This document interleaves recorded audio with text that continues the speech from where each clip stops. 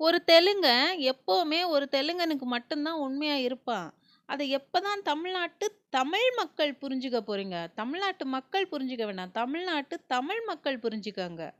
தூய்மை பணியாளர்கள் 13 நாளா நடந்த போராட்டத்த கலைச்சு, அடிச்சு, உடைச்சு எல்லா மக்களையும் கைது பண்ணியிருக்கிறாங்க. ராத்திரியோட ராத்திரி.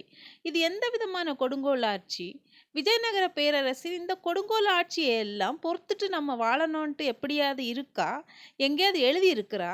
எத்தனை நாள் தான் இந்த கொடுங்கோல் ஆட்சிய பொறுத்துட்டு போறது? 2026 தேர்தல் வர வரைக்கும் எதுக்கு பொறுக்கணும்? ஜல்லிக்கட்டு மாரி ஒரு பெரிய போராட்டத்த தானே முன்னெடுக்கணும். எவ்வளவு கேவலமான இழிசெயல்! தலைவனுக்கு கூலி படம் பார்க்கறதுக்கு நேரம் இருக்கு. இந்த லோகேஷ் கனகராஜெல்லாம் தமிழனா? அவன்லாம் இவங்களுக்கு குண்டிய கழுவி தண்ணி குடிக்கிறானா என்ன? என்ன கேவலமான ஆட்சிடா இது!